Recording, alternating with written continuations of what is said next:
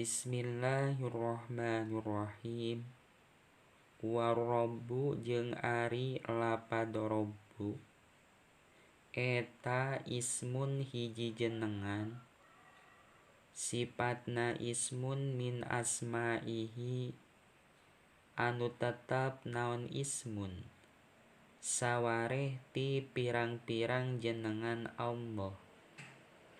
Ta'ala maha luhur saha Allah, jauh tina sakabeh pirang-pirang sifat kakurangan. Wala yuqalu jeung henteu meunang dikecapkeun naon ar-rabbu kaul li ghairihi pikeun lian Allah, illa mudhofan anging bari diidopatkeun. Wa ta'ala jeung ari lafad ta'ala eta air tafa'a tegesna narima luhur saha Allah, irtifa amma jauh tina perkara, silah nama yaqulu anu ngucapkeun kana ma saha al-jahiduna pirang-pirang jalma anu inkar, uluan kalawan maha luhur, sifatna uluan kabiron anu agung. Naon uluun? Ai awwaluma tegesna ari anu pangheulana tina perkara, silah nama nabtadi anu bakal ngamimitian saha kaula kalawan ma al kaula kana ucapan, kaul fiha dina eling-eling, dihi ieu al arjuzati tegesna pirang-pirang baharojaz, eta bidzikri hamdillahi ta'ala nutur muji ka Allah ta'ala.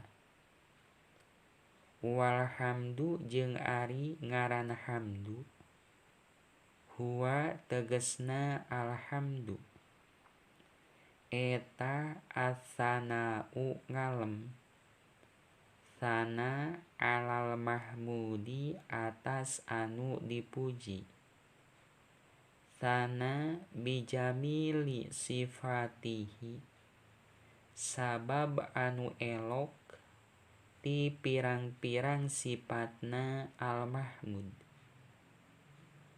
Walhamdu jeung ari muji, hamdu alan ni'mati karana arah-arah nikmat, eta wajibun anu diganjar kalawan ganjaran migawe perkara anu wajib, muradifun tur eta anu ngaakuran, muradafah lisukri pikeun syukur, syukri bil lisani kalawan lisan.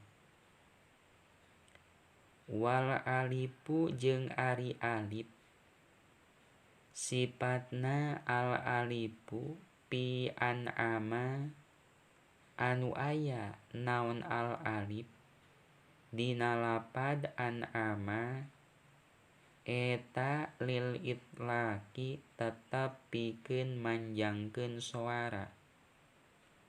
Wa hamdan jeung ari lapad hamdan, eta masdarun masdar, sifatna masdarun muakkidun anu nguatan pikeun amilna masdarun,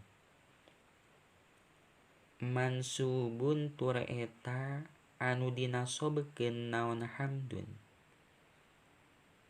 nasbu alal masdariyati, karena arah-arah jadi maf'ul mutlak.